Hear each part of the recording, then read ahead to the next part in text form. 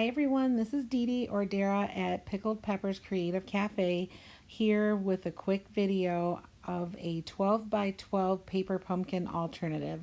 Just wanted to tell you really quickly some of the additional elements I used other than what was found in the kit, which is 12 by 12 basic black cardstock, 2 pieces of 8.5 by 11 Whisper White cardstock, 1 piece of Bermuda Bay 8.5 by 11 cardstock, and rhinestones from my stash.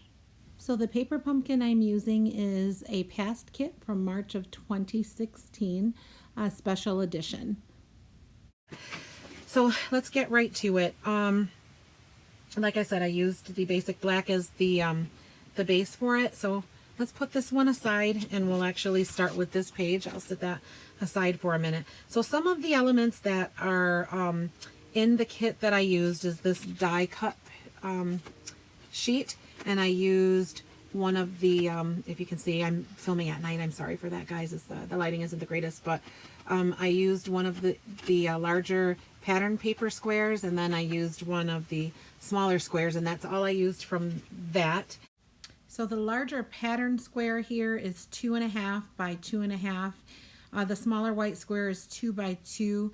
And the scallop green square you see here is 2 1/4 by 2 1/4. And so the long strip here is from the kit. It's 3 1/4 by 7 3/4 if you're wanting to recreate this page with your the stash that you have at home on hand. So the envelope here, the patterned envelope, is from the Paper Pumpkin kit. I created a journaling mat that I tucked inside of the envelope. It's 5 1/4 by 4, and I stamped a sentiment on the lower right hand corner of it. The photo mats are cards from the Paper Pumpkin kit. I cut them in half to create 2 5 1/4 by 4-inch photo mats, and actually I cut 2 cards. I just folded them, or right here on the crease, I cut them right down the center to create 4 photo mats. So the perfect thing about that was that I took a regular piece of 8.5 by 11 white cardstock and I cut it into quarters, and it gave me 4 5.5 by 4 1/4 mats. And when I cut the card in two, it was a perfect mat, for the photo. So okay, so let's go ahead and get started with this page. What I did was take the envelope and applied some adhesive to one of the sides of the envelope. And then I just closed it, and then adhesive along the top edge, working kind of quickly here. And then just on the score lines. So we come up with an envelope. So there's that. The other thing that I did, this is 3/4 by,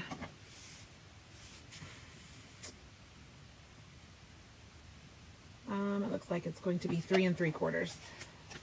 So this piece of cardstock is 3/4 by 3 3/4 of an inch long, and that is for the piece here.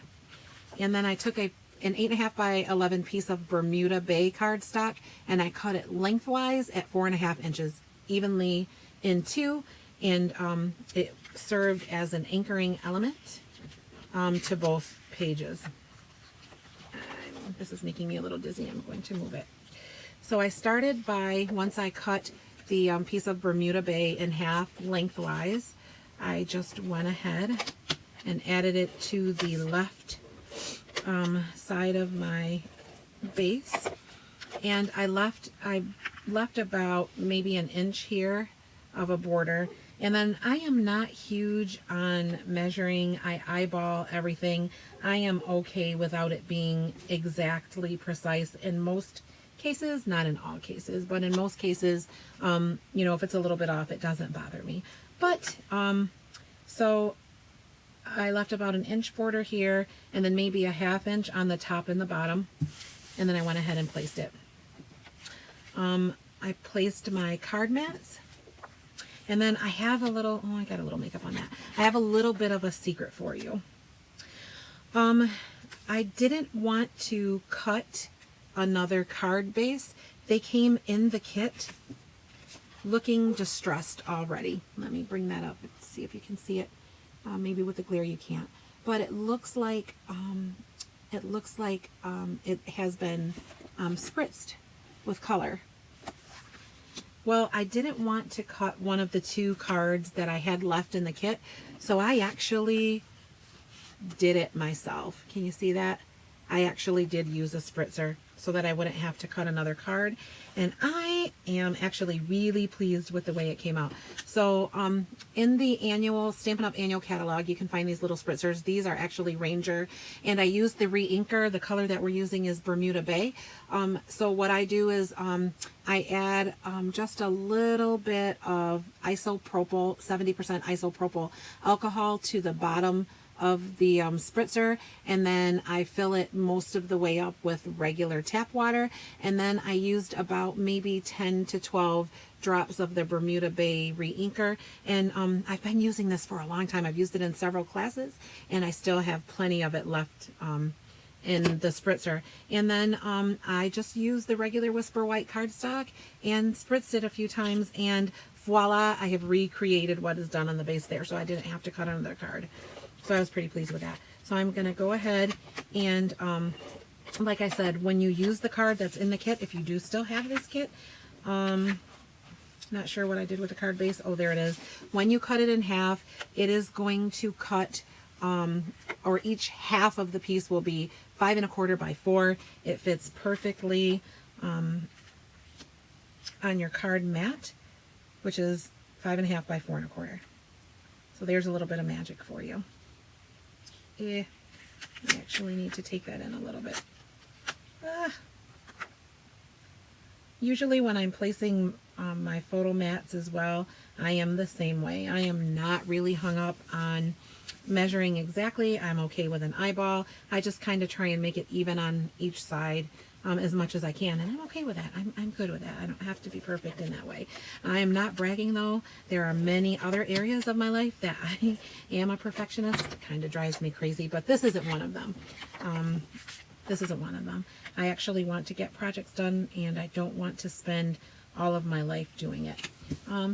It just has to look good, and that's okay with me. So there are my 2 mats, right? As you can see, the page is starting to come together. I have a little glue there, and our envelope is going to go here towards the bottom. And so using the piece of Bermuda Bay in the background as a guide, I left about maybe 1 1/4 inches exposed at the top, just for the sake of getting this done kind of quickly. And then I placed, so using this as an anchor, about 1 1/4 inches from the top here, and that is where I placed my first photo mat. And then let's go ahead, and the kit also came with a Stampin' Spot, Bermuda Bay, and it also came with this stamp set. And there are several little sentiments in the stamp set. Let's see, it says happy, happy, oh baby, just for you, hooray grad. And then there's some other little elements there, graduation hat, a balloon, heart, flowers. So we're going to use the little bitty flower in the center. And I have quite a big block, but I didn't want to run and get another one. So I'm just going to use it in the corner here. And then the little 3 3/4 inch by 3 3/4 inch piece of cardstock. And we're going to put 5, so let's ink this up a little bit. We're going to put 5 of the little flowers. I can do it on the black. I'm not overly stressed about that. So I'm actually going to start in the center here, and then just press down, ink it up again, and I'm going to go on the edge or towards the edge here, and then I'm going to ink it up again and do the same thing on the other side. And then I'm going to ink it up again. And that is not very good, is it? The first one isn't in the center, but that's okay. I'm going to keep going with it, and then go in the center of each one. So we have 5 little flowers there. And then I'm just going to take the Stampin' Spot and just kind of drag it along the edges to add a little bit of dimension, so this pops away from the page. And I'm a little heavier in the corners. and then down the side again. And then the same thing, a little heavy in the corners. Okay, so there's that piece. And then it came with, it looks like garden green, maybe baker's twine. And we're going to wrap it around the page, or around the photo mat. It's not a page, it's a photo mat. And then I'm leaving enough out to tie a knot, which I will later tie into a bow. And sorry about that. I kind of crisscross it and then bring it back around to the front. Did you see that? I'm trying to keep my...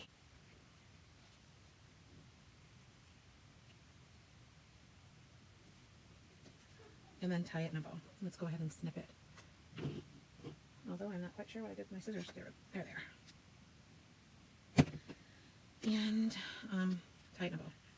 But it's going to be another feat for me. It's not perfect for right now. That's okay. And tying it in a knot first just kind of helps keep the twine in place so that you can tie the bow. Because it's so thin, it's not the easiest to tie with, right? So there we go. Not the best bow. I haven't been the best bow maker lately, especially with twine, but so there we have it. And then that's going to be your photo mat. And you can twist it around and tweak it to get it right where you want it to be. But for the sake of getting through the video, we'll just leave it. And then add a little adhesive here on both sides of our little decorative element. And let's go ahead and adhere the photo mat.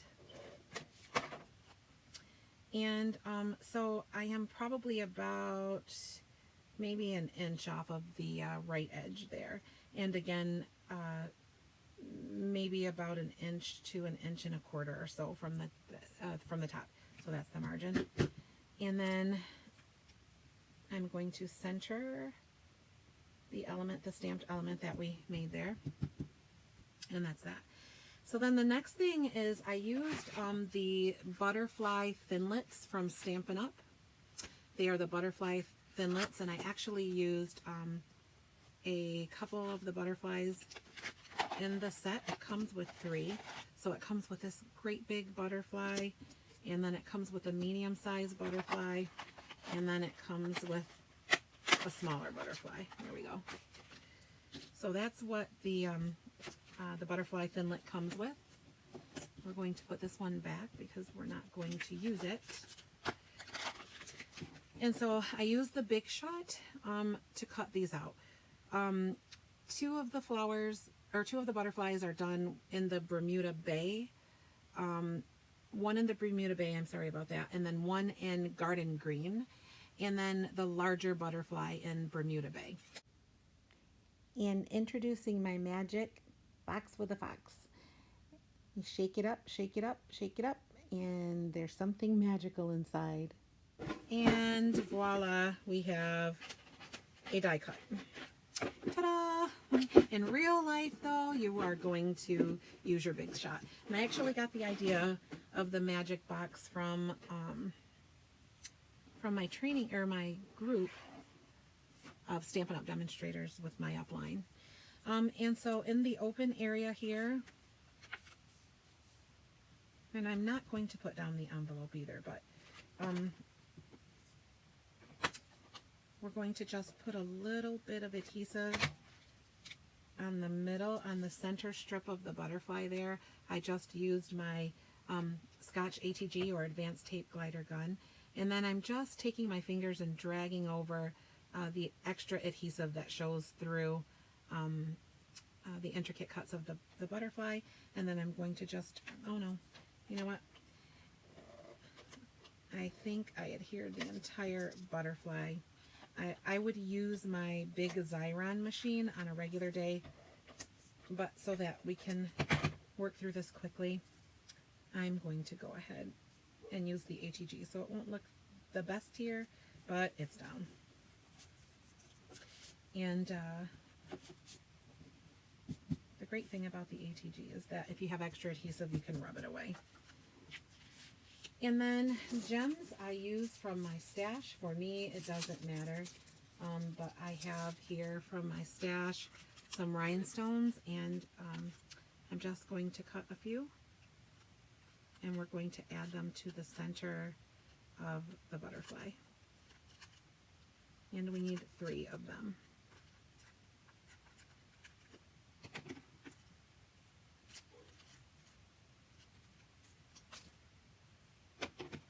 Okay.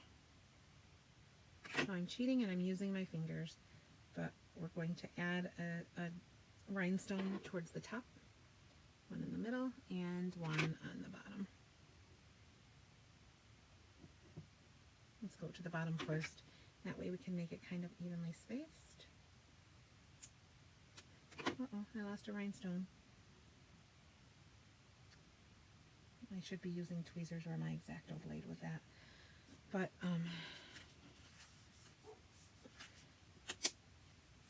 and then we have 3 rhinestones on 3 of the flowers along the top. And let's cut these out. I'm cutting them off camera. Sorry about that.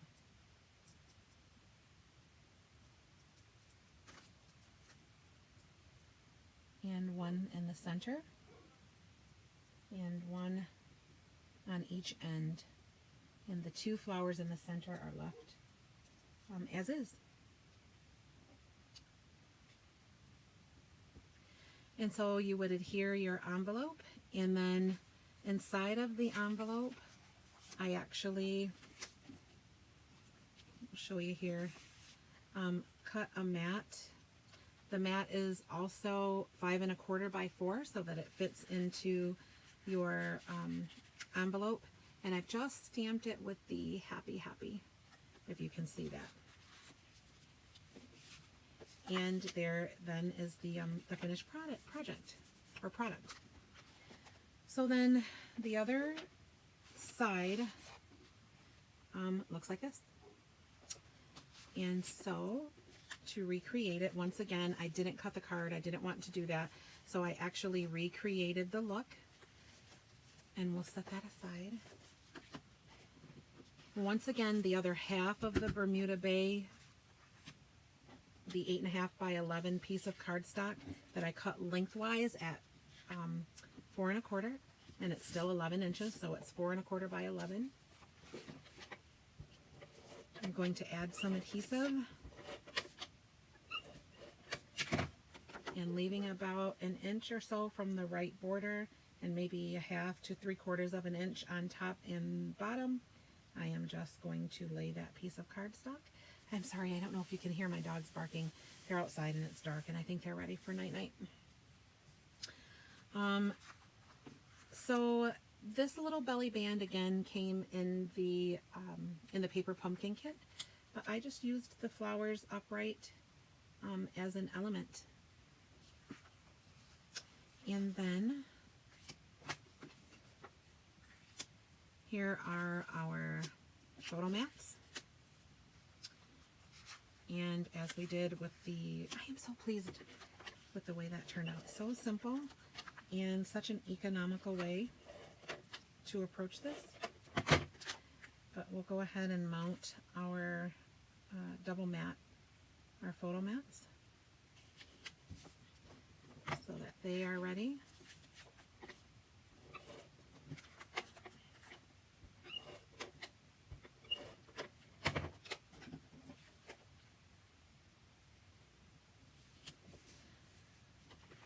And then we'll go ahead and just add them to our page. So now I left about a 3/4 of an inch to maybe 1 inch border at the top of the Bermuda Bay I'm talking about here. And then about 1.5 inches from the right edge of the Bermuda Bay. Let's get, it's about 1.25 inches to 1.5 inches. So yeah, that's about right. Let's pull it over a little bit. And that's where I placed the top photo mat. Looks like it might be a little bit off. I think it's a little high here.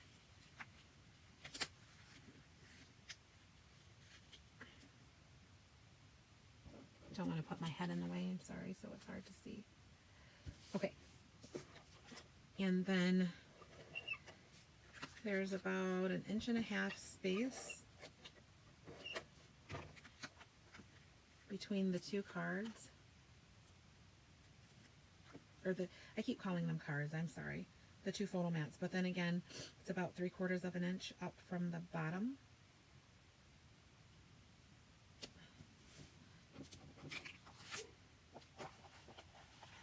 And this still isn't right. So I'm going to just reposition it. Okay. And then we'll attach the element here, kind of evenly spaced top and bottom, and from the right margin.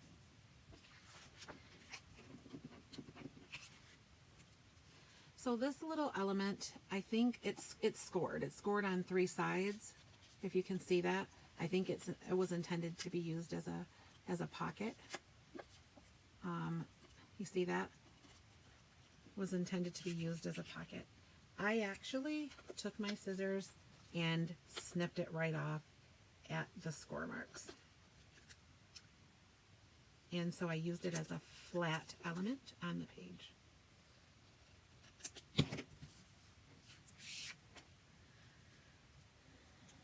My trash disappeared here. So I used it as a flat element on the page. And then here's the smaller of the squares that came in the kit. I think I showed you, if I can remind you again. It came on a pre-cut die cut sheet. So this goes right on top, kind of evenly spaced again. Baker's twine. Oh, before we add the baker's twine, I left the flower here because if you notice, the flower is stamped right in the center there of the white card. So we're just going to do that again. Ink it up. Bring this piece down and let's see if I can find the center. I didn't do too good on the other element. Oh, yay. So this little element is 1/2 inch by 2 1/4 inch. And there are 5 of the flowers on this element as well. So while I have the stamp out, we'll just go ahead and add them in the same fashion. One in the center where I estimated it, the center to be, and then one on each side so we can kind of gauge where to put the one in the center to make them appear as evenly spaced as possible without having to measure. Oh, look at that. I rocked it this time, guys. So much better. Yay. Okay. So we're going to take the baker's twine and the same way we did before, we're going to go crisscross and around with it. And we want the crisscross on the front. And you can actually, you can manipulate the baker's twine after you have it tied so that it lays where you want it to. But once again, I tie a knot in the twine and then I tie the bow. You tie the knot first, then the twine stays kind of where you want it to be, and then you can focus on tying the bow. And I didn't do the greatest job. You know what a trick is though? A trick is that if you don't tie your knot tight enough, so you can see how it's kind of loose there because I was in a little bit of a hurry, you can actually spread the baker's twine so that it makes it tighter.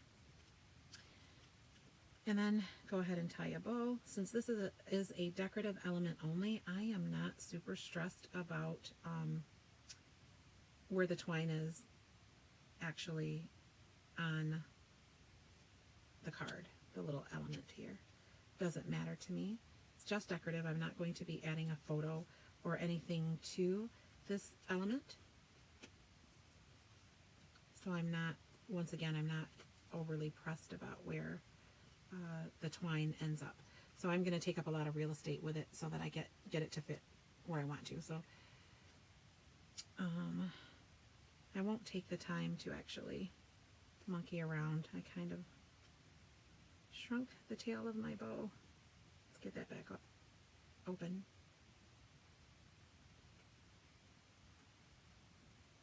Because I didn't mean to do that, folks.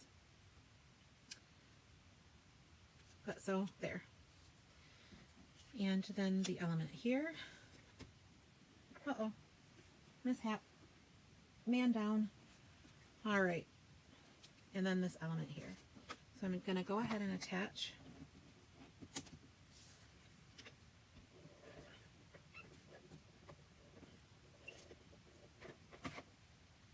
and I'm kind of eyeballing again to center this little element between the two edges of the photo mats. And then adhere it. This one gets one rhinestone in the center to make it a little bit different than the opposite page. But also to match it up or to make it tie into the opposite page as well. And then we'll add a little adhesive here and apply this element so it's about a ½ inch margin on the left here and kind of centered between the top and the bottom of the photo mat. And then I left maybe a ¼ inch margin between the two elements here and adhered it. And so here I am again with my magic box with the fox. And voila, we have butterflies. Now, what happened when we also have, I forgot to tell you, we used, if you were fortunate enough during Celebration, that just ended the Celebration period, if you were able to get the Celebrate You Thinlits, the Celebrate sentiment is from this Thinlit set. This Sizzix Thinlit set created for Stampin' Up. It is exclusive only to Celebration, so if you shop during Celebration, you have that kit. So it was in the magic box as well. We'll put the magic box aside. When I cut for this particular page, I, in the dark, grabbed cardstock, and it was supposed to be garden green, which I think this actually is, and this actually isn't. So I am not even sure what this color is. I just know that it's Stampin' Up. But I am going to make this one with what I intended it to be, which was the garden green, and then I just kind of staggered both of the butterflies here. And I only applied adhesive in the center. It's kind of how I got goofed up with the other page. I thought that I applied the adhesive only to the center of the butterfly to give the wings dimension. And I didn't. I think with the larger butterfly, I adhered it, the entire butterfly, and I think I probably ran it through my Xyron machine. But on this page, we're not going to do that. We're going to go only on the body of the butterfly and let the wings stand up. And then one more time, we're going to go to our rhinestones because each of the butterflies get a rhinestone right in the towards the top of the body, but not as high as the head and not in the center. And so there is that. And the final piece that we have is to adhere the sentiment. So here it is, the completed 12 by 12 alternative paper pumpkin layout. This has really been my passion as of late. I like the challenge of changing or having alternative uses for the paper pumpkin. So if you'd like to see more, I will be doing more. So stay tuned. Thanks a lot. Bye-bye.